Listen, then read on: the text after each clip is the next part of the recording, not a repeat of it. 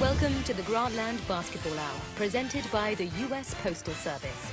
Here's Bill and Jalen. Welcome to the show. Jalen Rose, as always. And we're making Kobe Bryant, you're just our co-host for the show. We're just folding you into our universe. I'm cool with that. We can promote your documentary later. It's coming out on Showtime. But right now, I'm just here kicking it with you guys. I want to talk hoops. You've done this a little bit. You did a couple TNT appearances. Yeah, I have. All right. So I want to talk Russell Westbrook first. All three of us have something in common. We all love watching Russell Westbrook. I look at that Oklahoma City team and I think to myself, they've been in the fishbowl for a while. People are picking them apart, pressure day after day after day. You've been in that fishbowl, you were in there with Shaq in the early 2000s. What's it like to be in there day after day after day and people going like this at you? Honestly, you don't realize it much. I don't think Russell pays much attention to it. I didn't, because you have your blinders on and you're completely focused on what your team needs and what you have to do to help that team be successful. So you don't really realize how much people are talking about, how much people are poking at it, right? You know it's there, but that's not your focus. But in social media now, it's a little different, right? Like all these guys check their Twitter replies. And in 2000, you probably didn't know everything everyone was saying about you. And now, aren't you more aware of what people are saying? More conscious of it, yes. But at the same time, Russell, I believe, has the same mentality that I have and had, which is it doesn't matter. Right. Right, because I'm going to go out here and play hard regardless of what they say, which is a very different mentality to have. What are you seeing? What about the dynamic of Russell playing with KD, a reigning MVP? Now he's an all-star game MVP. I parallel that to you playing with Shaq. Right. As you came into your own, he was an MVP. You became a Finals MVP and a champion. But the difference is the last 5 minutes of the game, he couldn't shoot free throws. Right. So we all knew you were going to get the ball. Kobe knows that, by the way. What about that dynamic and them trying to figure that out? Well, I mean, it's good for the team to have consistency, so you know who that player is going to be because you have the responsibility and the team knows who's responsible for delivering down the stretch. So it's good to have that ironed out. I think, with in Russell and KD's instance, there's certain things that Russell does better than KD, and vice versa. I think Russell's demeanor, I think his aggression is what the DNA of the team should be. I mean, he's just aggressive all the time, right? But I think KD's skill to be able to get whatever shot he wants, get to the free throw line, shoot a high percentage down the stretch, is what his core strength should be. Is it fair to say, I mean, you've probably never said this publicly, but I know you like certain players. Is Westbrook kind of the successor to you from this respect? The most competitive guy game after game after game, like he just wants it the most. He's put on the court, that's always thinking about, he just wants to win, he wants to rip the other teams out. How much of yourself do you see in him? Oh, in approach to the game, 100%. I mean, he's aggressive and he's unapologetic about it. Right. At the same time, the other two guys around the league that have similar skills in terms of being able to shoot the long ball, mid-range, post up. James Harden, Klay Thompson. I mean, there's some two guards around the league now that you're really starting to see develop all aspects of their game. Jalen, Westbrook and Kobe, compare and contrast. That's why I affectionately call Russell Westbrook Furious Styles. That was like a young Kobe Bryant. He had the fire in his eyes that if the team isn't going to get it done, then I'm going to take over. And unfortunately for me, I was there Game 4, 2000. I felt like you came into your own. You won the first two games. We won Game 3. And all of a sudden, we in Game 4, and Shaq fouls out in overtime. You make the big-time shot. You tell everybody, cool down, get down and lay down. I got this. Do you feel like that was your coming-out moment? Yeah, it was. I mean, I didn't realize it at the time. At the time, it just felt like I was just playing basketball. Like I had worked on that pull-up shot all summer, so it just felt like I was in the gym again by myself, just doing what I've been trained to do for, shot that I've taken thousands and thousands of times. But for us, even during that team, during those eras, I was the taskmaster, right? So I was driving the team. I was bringing out that emotion, that aggression, right? By any means necessary. So you wasn't champagning and campaigning with the other guys. You was driving the stake into the pat on the back or kicking the butt. No, I was kicking them in the butt all the time, right? And Shaq and I played off of each other that way. I mean, he was a guy that was putting his arm around teammates and so it's a bad cop, good cop thing then, it sounds like. Yeah, but we didn't, I mean, in hindsight, that's what that's what it was. I mean, Right. during the period, during that time, that was just naturally who we are. But at the same time, man, Shaq had a lot of dog in him. Right? I mean, he'd rip your head off in order to win. And, you know, that's something that we shared. So Westbrook and Durant are buddies. You and Shaq were co-workers. Right. I don't think you were ever buddies. Does it even matter? No, it doesn't. Not even a little bit. Were you I mean, it makes the environment more enjoyable when you're getting along with somebody. Right. But at the end of the day, if you have the respect of each other to go out and perform, you know, that should trump having a great friendship. So in other words, you can be great friends with somebody on a team, not win anything, but you're great friends. And you all could sit back 50 years from now and enjoy the fact that you got along extremely well, we went out to dinner and had fun. Or you can have a combative relationship, win championships, and then sit back 50 years from then as friends and be able to talk about all the championships that you've won. And I'd much rather have the latter. And that's why both of you guys are two of the, on anybody's list, two of the top 10 players. Because he probably enjoyed winning that championship in Miami without you as much as you enjoyed winning your two in L.A. without him. Yeah, but I got two, though. Not competitive at all. Why do you have to bring up the 2010 finals? I wasn't ready to talk about that yet. Yeah, you have no, one of my man. rings. Yeah, well, you have one of mine too, right? Which one? Well, 2008. Oh, I mean, stop that should have it. been ours. Stop it. Should have been ours. Come on. With Shaq, I once wrote that he was like the guy in college who could have gotten the 4.0 and done a whole bunch of awesome stuff in college, but worked his butt off and not really had that much fun. Or it could have been the guy who graduated with a 3.6 and had an awesome time and was out 4 nights a week and had it. Do you think that's a fair comparison for what his potential was? Yeah, well, you know, it's tough. I mean, 'cause the guy at that size with that kind of agility, there's certain things that, there's a certain amount of stress that you put on your body to be able to do those sorts of things. So in the latter portions of his career, a lot of it was some of the physical challenges that were catching up to him. People yanking his shoulders, all that stuff. Or that sniper in the building that time he was running down the floor in Boston. Right. So those things happen, man. Listen, a guy at that size being able to move that way is tough. That stress catches up. Yeah. But earlier in his career, man, in 2000, I mean, you saw him that whole summer. He trained like crazy.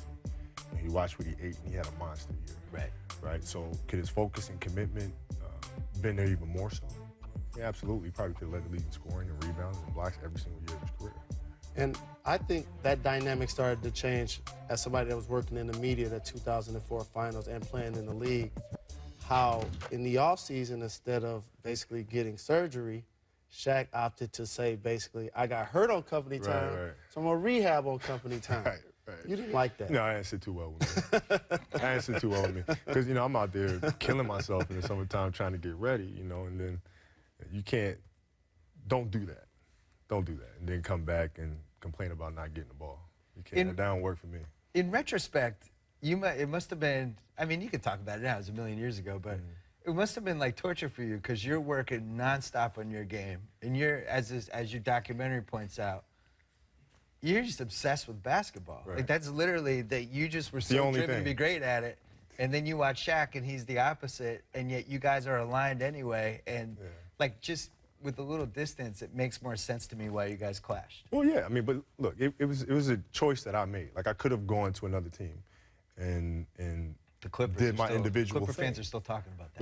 Well, it is what it is. I mean, they stole another player from us down the road. True. So it all evens out. CP3. But I could have done something on my own, man. And I made the decision to stay and try to win with the group that we had, and so I was fine with that.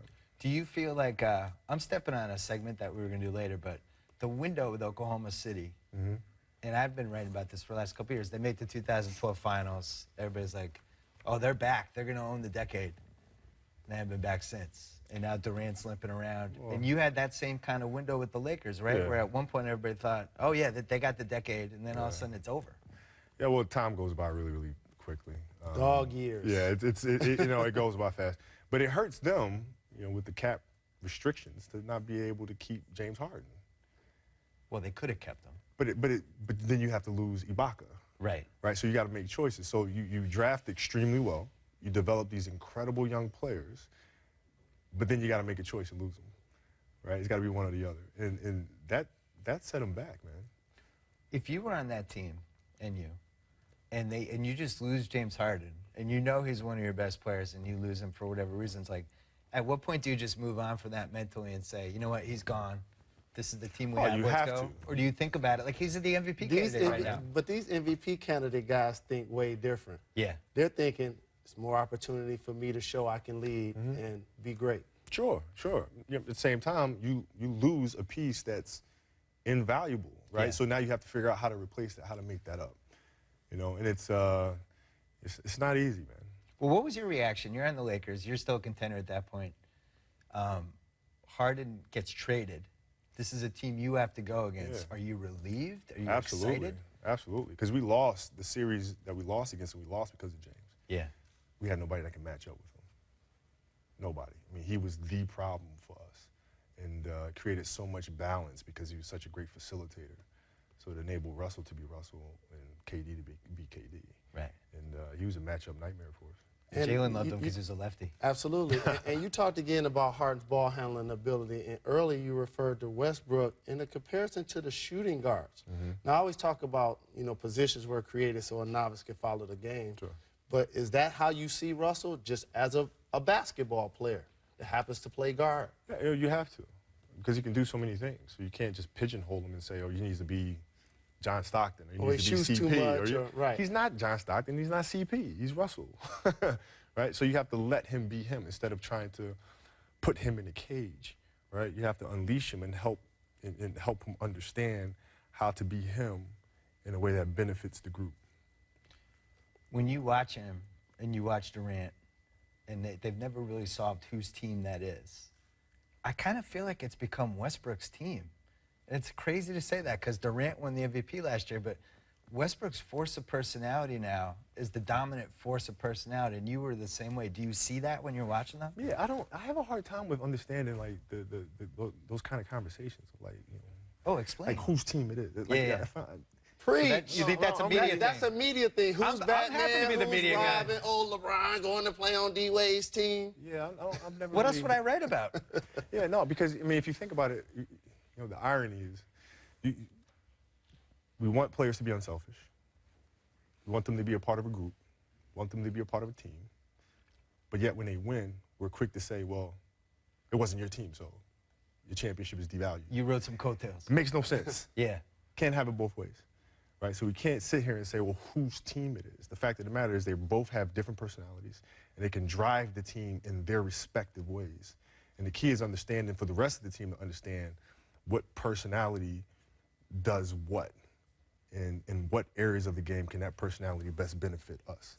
And that's no different than with me and Shaq. Well, that's what Jalen thinks they can win the title now. That's your pick, right? I think with their moves, with all things equal, everyone obviously healthy, because of what you just mentioned about Russell Westbrook, KD has an opportunity now not to play every night, because Phoenix basically mortgaged what I felt like was an opportunity to get the A spot or by higher. trading their two point guards. So now KD doesn't have to go as hard these last 20 or so games. Russell can carry the load, he can miss games. But once they get into the playoffs, with the moves they made, I think they're the favorite. My one thing that I worry about with them, so many young guys that haven't really been in a big spot in a big game. And if you remember, like, take, for example, the 2008 Celtics. Sorry. Get Eddie used House, to the Celtic references. Eddie House, James Posey, P.J. Brown. Those guys had been there, and it's like Enes Kanter, Deion Waiters. These are guys that have never really played in a big game. And then you're trusting these guys at some point during the playoffs. But who has, outside of San Antonio? True. Good point. All right, we got to go to break, and then we're going to talk about your Serge documentary. Ibaka's got experience. That's 3. We're going to break. You're ruining my break.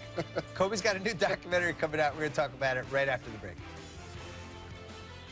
There was a kid named Victor. Approached me during lunch and said, I hear you can play basketball, and, I'm the man here, so what's on? I was upset that I had moved from Italy, left all my friends. I had all this resentment and anger inside of me that I hadn't really let out. And so I demolished this poor kid. And that feeling of playing with that rage was new to me, but I loved it. That's from Kobe's new documentary, MUSE, February 28th, Showtime. I thought it was fascinating. That part in particular, I don't think people, you know, you've been in the league since '96. I don't think people even remember the story of how you grew up. And that was one of the parts I was like, oh yeah, this guy grew up in Italy. Right.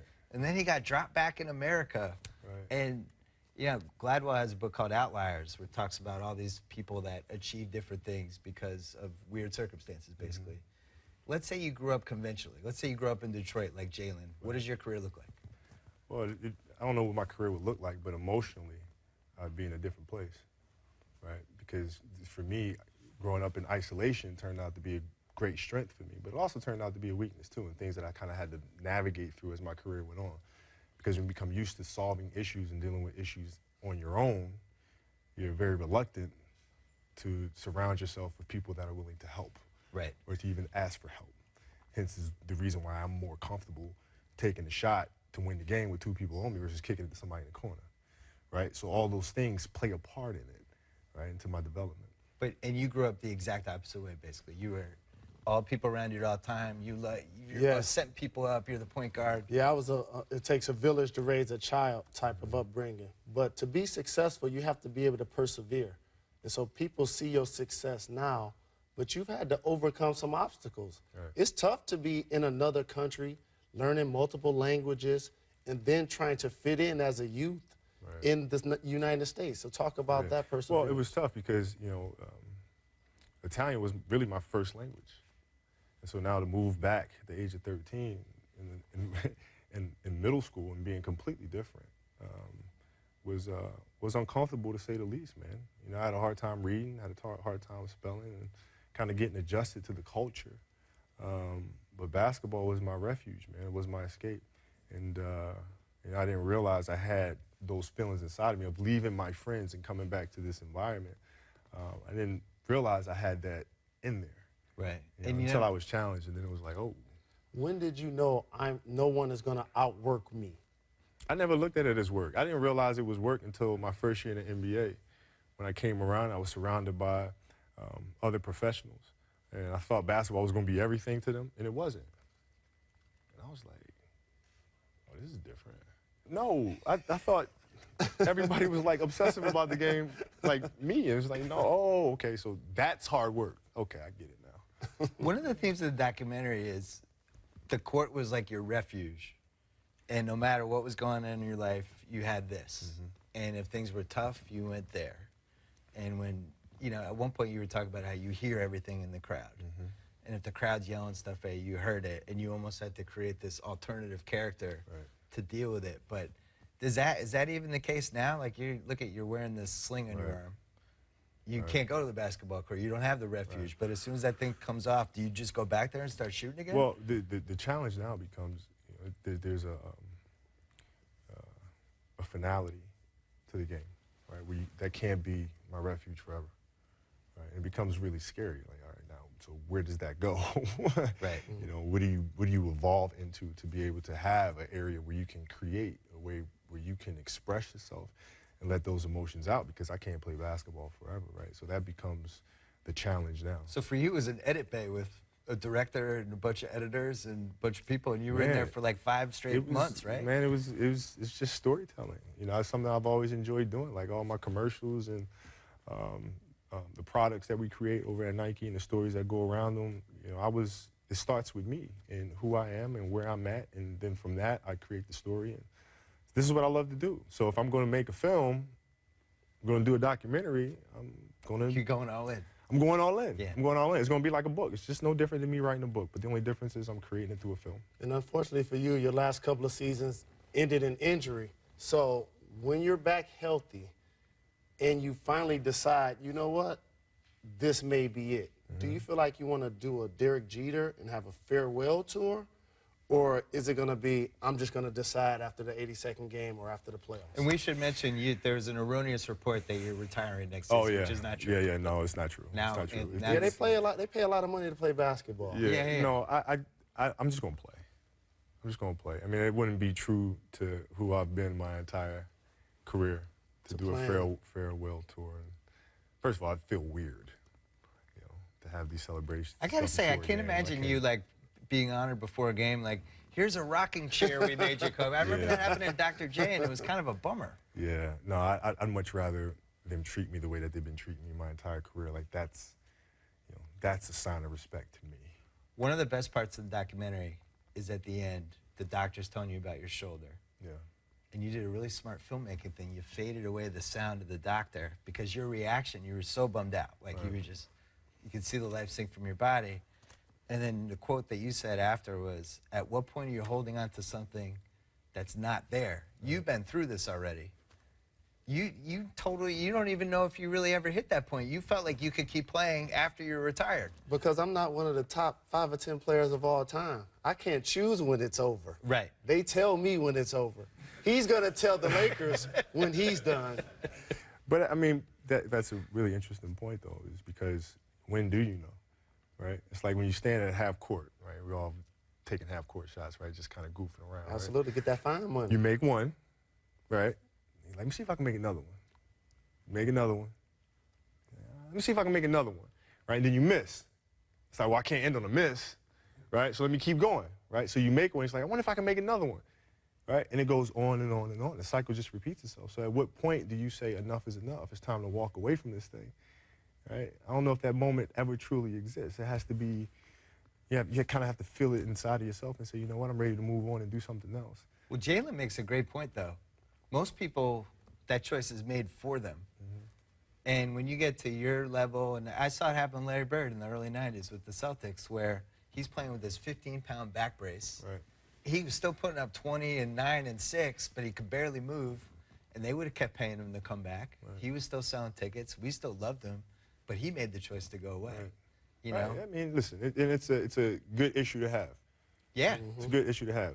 But especially with the cap going up. Yeah, I mean, it is what it is, man. But yeah, I understand that no matter when that time comes, I understand that a year from that moment, I'm going to want to play again, right? Because you're going to miss it. And I accept that.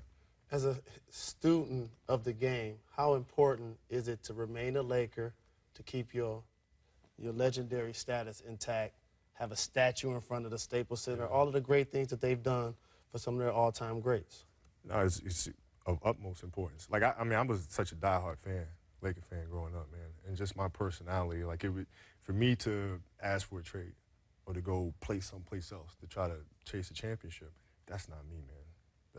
That's not what my career has been about. That's not who I am, man. You know, I stay with it. You know, stuff that I've been through in my life and been through in my career, if it's taught me anything, is the fact that you'll have good moments, you have bad moments, you have great moments, you have horrible moments. You just keep going through all of them, and then things work themselves out. Did, like last year, there was a story about the Knicks. Lakers weren't doing well. Phil Jackson's taking over the Knicks. They're possibly headed toward the playoffs or trying to get there. And it was like, oh, Kobe, well, and right. You squashed that in like 5 seconds. It's never going to happen. Yeah. I'm never going to. Does that record mean anything to you? Like, I think you have a chance to be, most years anyone ever spent with the same team that drafted him, I think you might even already be there. Yeah, I mean, next year it'd be 20. Right. So, I've honestly just been very fortunate to be with a great organization. But I also understand that you have to take the good with the bad, man. You're the captain of the ship. You go down with the ship. You know, and the ship's going down, you don't jump off and swim to another one. And is that a reference to a lot of players now going to team up with other all-star caliber players to try to achieve the championship dream? Title chasing, yeah, I mean, you know, it just depends on what your philosophy is. Like, I'm not sitting here saying my philosophy is the right way, right? It's my way. This is how I choose to do it, you know, and some people may agree with it, some people may not, you know. Is it hurting me right now? Yeah. It is. Being that stubborn hurting me right now? Yeah, it is, right? I could be playing someplace else, getting ready, you know what I mean? But it's just who I am, so. Well, let's talk about somebody who is at the beginning of his career. Rembert Brown has our Subway fresh cake. My name is Rembert Brown, and I'm a Hawks fan. More importantly, I'm the president of Grantland's Dennis Schroeder Fan Club. Schroeder at the buzzer. Bucket. He gave it to Larry Bird. He turned and headed up the floor. He knew that was good. This club exists because he is the most interesting man in the NBA. Does he have a blonde streak in his hair that makes him look like a comic book character? Of course he does. Does he have the build of a high-end runway model? Absolutely. Is he from Germany, and does his name have an umlaut in it? Yes and yes. And does he love getting his shot blocked by the gigantic men of the NBA? Even more than he loves umlauts. But Dennis, he never gives up. He's fearless, he's fast, he can drive and dish, he can hit the three, but most importantly, he has an umlaut in his name, blonde in his hair, and might be 90 pounds, which is why he's easily the most interesting man in the NBA.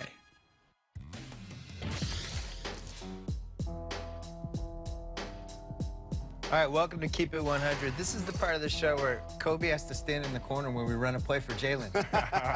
Picture that. You're for spacing right now. Hey, man, you miss it, I get the rebound, kick it back. Go, Jalen. It's time for me to keep it 100. With me, that's who, and here's why. I'm not proud to say this, Kobe Bryant, at all. But I'm not a future Hall of Famer. I'm not a 5-time champ. I'm not one of the greatest players to ever do it. I did not want you to get injured, but I did want you to get hurt just for that series. Because I like championship rings, I like parades, I like all of the glory that comes with being great. I can't change my number from 8 to 24, go from a high top fade to a crispy Caesar. So to Kobe Bryant, my apologies. Apology accepted. But deep down, he kind of liked it. Because he would have. You like the over-competitiveness. Because here's the thing. He's the kind of guy that if he gets into a fight, he'll find a way to win the fight. Right. I'll be losing the fight, and I go get a bottle. And so that's what I did. No, man, listen.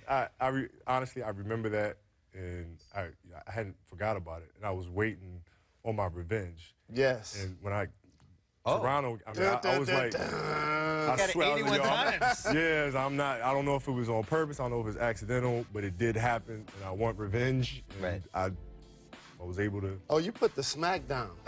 You sure did. But Jalen blames the coach. He said they should double team. But this is what I always say about that game. Please pay attention to this, because they show it a million times. There was no chest thumping.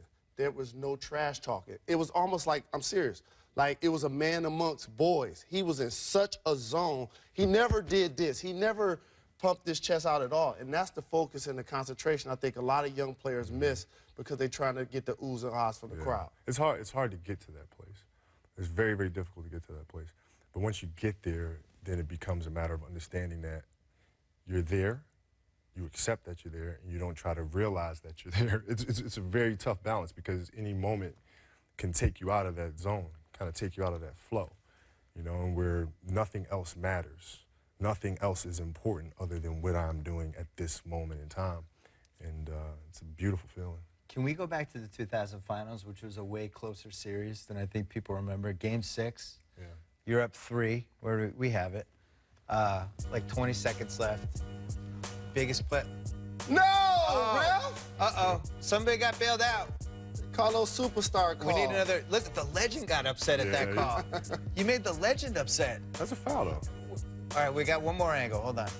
Let's see. They called it on Crozier. That's a foul. Well, Jalen's been talking about this call for Yeah, I don't know 15 why. years. I don't know why. I mean, You know, you should wasn't a have bailout? been yelling at Austin because he was fundamentally unsound. I mean, you don't come and bail a player out in that type of situation. You just go straight up and let him take that shot and live with it. Do you want to know the But they made plenty of mistakes on that, though. Like, they all came to me. If I had missed the shot, Shaq would have got the rebound, dunked it anyway. Yep. So there was a lot of fundamentally incorrect things that they did in that sequence. All right, that might all make sense, but do you want to know the conversations we have? They call traveling or whatever. Now they have the ball down 3. They run the play for Reggie. You shade 2 guys over. Jalen pops up the thing. You guys don't get over in time. He makes it 3 overtime. He thinks about this all the time. Then I wouldn't then have we go this into job. overtime and win the game in overtime. No, he doesn't. That's not part of his fantasy dream. No, then we're doing a parade in Indianapolis. Man, listen, Shaq was on a mission that year. Yes, he was. You He know, I played was on a like mission. Wilt. I mean, there was no way. Very we were quickly, losing what the was series. 2001, 2000, 2002, which somehow I did in the wrong order. What was the closest you came to losing during those 3 years? Was it that series or was it Sacramento 2002 or Portland 2000? Sacramento series, I still don't know how we beat that team. I mean, they were kicking our butt. I mean, every game they started out up 20. I mean, it was insane. And the fact that we were able to muscle through that. And I think they weren't used to being in pressure situations because on Game 7 it was really Because they started tough, airballing threes? Right. It kind of felt the pressure. Yeah. Right. And we were used to it. We've been there. We took advantage of it. All right, we'll be back more with Jalen and Kobe coming right up.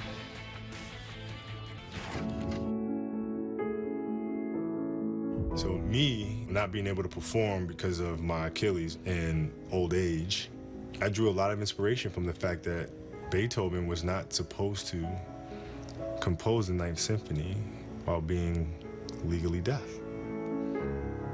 I would say that not being able to hear and compose the Ninth Symphony is probably a bigger challenge than playing basketball on 1.5 legs.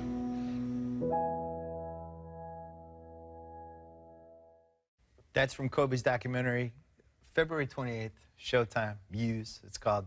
I want to talk about leadership, because I think this is a topic that you and I have talked a couple times about it, that you're kind of just fascinated by. And it drifted into this doc, especially you're talking about in 2008, your team got bullied in the finals, and you felt like you weren't tough enough, and you blamed yourself partly because you thought you kind of betrayed who you were, and you were too nice, and you were too backslappy, and you flipped the switch on for those next 2 years, and you thought the team assumed your personality. Is that a storyline that just benefits you, or is that like, did these guys really assume your personality? No, what had to happen is they had to take ownership of their own journeys, right? So what does that mean? So that means taking things, using things in your life that are scars, using those moments as a weapon, right? Using those as, using basketball as kind of like a vehicle through which to express yourself, right? So so at that moment, for us to face the Celtics again, it's not about the Celtics. It's not about your opponent. It's about you.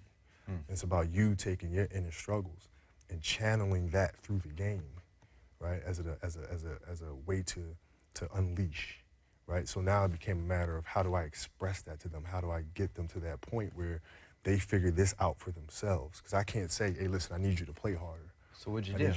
Well, I had to share my story. I had to open up to them and let them know I've dealt with things. This is the things that I use. This is how I go about focus. This is how I deal with adversity. This is how I deal with, arguing with my wife the day of a game and showing up to the game and still having that focus to be able to play. Like, I used those things to open up with them, and then in turn, they were able to take those stories and make them their own. Does that make sense to you? It does, because it's about perseverance, and I use this example a lot. Tiger Woods, who I'm a fan of, he hit a lot of adversity, and he hasn't won a major since. He hasn't been competitive at all. You hit adversity, it made you better. It made you more disciplined. It made you more focused. Talk about the difference. Well, to be completely honest, I mean, I had a moment there where I didn't want to play either, right? And, Vanessa, who's every bit as competitive as I am, said, no, you're going to play. This is what you do. You're going to play, and you're going to go out there, and you're going to play well, and you're going to dominate. And that's what I did. So me having that support at home is really what propelled me to have that season. See, Ron Artest, now Meta World Peace, would say your season turned when he walked in to you when you were taking a shower. Game 6 of 2008 final. One thing I noticed with the doc, and I got to bring it up, because it's told from your point of view, and you'd actually said you'd done it the traditional way with a bunch of different interviews, and you decided, you know what, I'm doing it my way, which is actually kind of funny, because there was a little bit how you played, too, where it's like, I'm taking over, just control what you can control. Yeah. But Phil Jackson's like barely mentioned in the doc. Yeah. And it made me think, like, are these guys on good terms? Yeah. Why, are you conspicuously leaving him out? What was the story there? But see, the beautiful thing about it is that he's present throughout the entire doc. Because the philosophies that you hear throughout the entire documentary are philosophies that I learned from him. Leadership, like those are things I learned from him. Being present, being in the moment, controlling what you can control, right? That's all him. The reason why he doesn't have a significant presence in the documentary is because I'd be doing it a serious injustice to just mention him here. Right. That requires a more fleshed out, it requires its own chapter. And just by the arc of the film and dealing with the trajectory of the Achilles injury and finding stories that have a common thread with that, having a chapter solely based on Phil did not make sense for that. But the time will come where I will do the correct chapter Phil thing? on that. Because it's interesting, because like Jalen has Larry, and you've said it a million times, like you owe that one giant contract you got and the big when your career took off to things that you learned from him. And you will call him every day if he would accept your call. It doesn't seem like you talk to Phil that much, do you? Or do you, and we don't know? I talk to him a lot. How often? Actually. See, last time I spoke to Phil was probably about 2 weeks ago. 2 weeks ago. We have breakfast every now and then when he's out here. We have breakfast. So you have a good relationship? Great. Huh, okay. Great. What do you say when you see Phil and Derek they're dealing with in New York, B. Shaw dealing with what he's dealing with and with the Nuggets, and you guys had so much success together, 5 championships. What is your advice? No, they'll figure it out. It's a process. I mean, that's what Phil always taught us, and it's a process. You go through these things, but these things have a way of working themselves out. You pay attention to every little detail. You look at the little nuances of things and the emotion behind these things. And Phil was always a big proponent of understanding why things happen. All right, so a lot of things are going to be said surrounding the triangle because Phil made it, legendary. But players nowadays don't dominate the boxes and elbows. You and MJ are 2 of the best at doing that. That's scoring from the elbow and posting up. The stat nerds don't like those plays anymore. Absolutely. So do you feel like that can still be effective in today's game? Well, it is effective. All you have to do is watch the Spurs. The Spurs had a much different system when we were playing them in 2000 and 2001. It was a different system. It was 2 in, 3 out. Yep, they beat you with the defense. But they see us, how we played and how we flowed in the triangle system. And Pop changed the system up. So now what you see the Spurs run, you see a lot of triangle stuff, man. You see a lot of it. A lot of the flexibility of the ball movement, changing sides of the floor. A lot of it has triangle elements to it. So, Phil's influence on the game is more present than people think. At the same time, I mean, do you guys like where basketball's going? Because I can't decide. Because, like, the All-Star game had 133s in it or something. You watch the NBA games now and the Curry-Thompson strategy, corner threes. I mean, it's certainly more efficient. Do you think this is just where basketball's headed and that's it? Or do you see an alternative? No, it'll evolve. Basketball, it always evolves. Right? Back in the day, it was like the game's ugly because it's so, it's brute force. Right? There's always something, right? The game should be prettier. It should be more up-tempo. Now it is. Now, now it's too much. Right? But the fact is the game will evolve, it will change, and then we'll be wanting the game to be more like the way it is today. What do you feel about terms being thrown out there in a league that we all love? Resting healthy players, tanking, shutting it down. Jalen hates the no playing 82 games, rest all the time. Have we seen the last of a great player playing 30 straight games without needing rest? Maybe. Wow. It's. I'm sorry, Jalen. Wow. It's such a different era. You don't like it. I know you don't like it. No, I don't. Just say you don't like I'm it. old school about it. I'm old school about it. But in thinking why that happens, I mean, I think all the advances that we made in technology and health and things like that bring certain injuries to the forefront. It makes players and the training staff pay attention to certain injuries. The overdiagnosing it. That 20 years ago, it was like, all right, rub some spit on that thing, go out and play. Quickly, what's the best thing from 2015 that you wish you would have had in 2002? Technology, advanced stats, anything. The old illegal defense rules. Yes, indeed. You beat a guy. You can't bail players out, man. Yep. All right. Make players man up and play.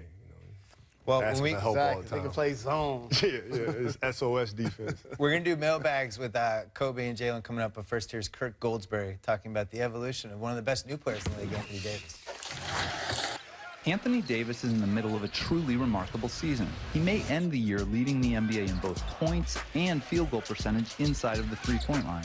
That's incredible, but how is he doing it? To understand this breakout year, you have to understand where he came from. When he entered the league just over 2 years ago, we all knew that Davis would be a beast in the paint. But back then, he couldn't shoot it. Wow. No iron at all on Anthony Davis's shot. Boy, that was all the way down and popped out. Yeah, he shoots like he's wishing the ball in the hole. Tough shooting night for Anthony so far. He made only 33% of his mid-range shots as a rookie. That's bad. Those are Josh Smith numbers. In fact, out of 94 players that attempted at least 250 mid-range shots that year, Davis ranked 92nd in efficiency. That's terrible. But since then, Davis has worked tirelessly to change his shooting mechanic. He's changed the very way he releases his shot. He used to release the ball in front of his face, which partially blocked his view of the target. Now, he has a much more mature shot like Dirk Nowitzki or LaMarcus Aldridge, with the ball raised over his head up above his ear. This helps him see the hoop better, and it makes it harder for defenders to block his shot. The change has worked. This year he's making 45% of those mid-range shots, which is way above league average. That's a massive improvement for just 2 seasons. Davis comes high to get it. Hand off to Evans. Back to Anthony. Oh, that's soft touch. His favorite jumper is now in the tactically vital pick and pop area right above the free throw line. But here's the thing. Now that defenders have to creep up to defend this jumper, like Aaron Baines does here, it's suddenly easier for Davis to use his dribble to attack the basket. Those improvements as a shooter have opened up the whole floor for him. So when we talk about Anthony Davis, we're talking about a guy that has gone from Josh Smith level efficiency to Kevin Durant level efficiency in just 2 years' time. And he's only 21. Let me say that again, he's only 21 years old. It's no exaggeration to say that the sky is the limit for young Anthony Davis.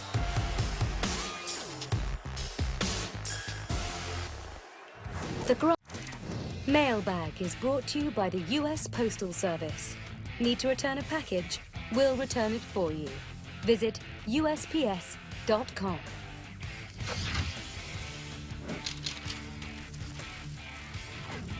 All right, welcome to Mail Time. We're bringing you in this one, too. Got some mailbag questions. What would you do differently about being Dwight Howard's teammate? 0. Absolutely 0. Nothing. Nothing. Okay. It ain't my fault. Nothing. Did I do that? Nothing.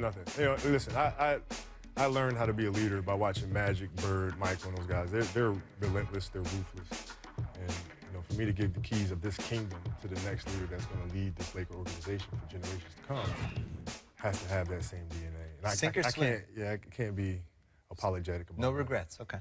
Jalen, the Lakers claim they won 16 titles. 5 of those titles happened in Minneapolis. Why do the LA Laker fans count those 5 titles? I told you it's going to be multiple Celtic references. No, that's they just get one a of little them. bit closer. They got I know, 16 my 17 now. happened in They Boston. have 17. Kobe, you know what this is all about. Sure. A Laker versus Celtic thing. Of course they count. Yeah. So should Oklahoma City count the Seattle title from 1979? Well, they do, actually. You keep the history. I You don't keep what's agree in with the that record books. All right. Kobe, you only won 1 MVP award. Yeah. Why? Well, because the media votes on it. Oh, you flipped it on me. Boom. Message. I didn't have a vote in 2006, but I thought 2006 you should win. Yeah, I mean, listen. You don't care. No, I don't. I mean, it was never a mission of mine to win a bunch of MVPs. It was to win a lot of championships. But that being said, does it bother me? Yeah, it bothers me. Of course it bothers me. At least you won more finals MVPs. Right. I mean, that's the thing that matters the most is winning those things. Okay. But you do want to win as many as you can. So. Shaq and Kobe won 3 titles. How many should they have won, Jalen? Wow. Based on what we discussed earlier, as someone that was covering and playing against that team, Magic and Kareem have 5. Yes. I wanted to see them at least get 5 and then see if they could go for more. But 5 is the minimum I'm going for. I will say in the summer of 2000, I would have put the over-under at 6.5. And I specifically remember thinking, because the Celtics, we had Antoine and Paul. I'm thinking, we're looking pretty good. We got some picks coming. And then after 2000, I was like, oh, my God, the decade's over. Like, did you feel that way in 2000? Well, it became very hard for us around 2004 when we tried to break up the team and went with the superstar route and stuff like that. It became very difficult because we had a system of players that understood how to play with each other. Yeah. And so now we had to drastically change that and try to reboot things. It became complicated. But, I mean, we could have won 5, could have won 6. Speaking of that 04 team. You're stepping on the mailbag segment. I know, but this is really interesting, and he has an injury to his shoulder. Karl Malone has an issue with you right now. You need a little help with some bodyguard work? Man, I don't deal with trivial things. Next question. Is it true that you squashed your own trade in Detroit in 2007? That is true. To Detroit? That is true. Sorry, Jalen. That is true. Do we know what the trade was and who was in it? I'm assuming Rip Hamilton was in it. That is correct. Was Tayshaun Prince in it? That is also correct. And a lot of draft picks. That is also correct. And they laid it out to you and they said, you can go to Detroit. Here's your team. And I said, I gave you a list of teams I'm comfortable being traded to. That was one of them. So no. So who was on the list? Not Detroit. Chicago? Chicago. Chicago was Chicago came close. My #1 choice for destination. All right, last question. Jalen, what's your best piece of advice for dads who might have teenage daughters coming up? Like now baby that's the most important question. Yes, indeed. I have an awesome daughter that's an honor roll student and plays volleyball, but you're not cool anymore. Are you cool to your kids? Nope.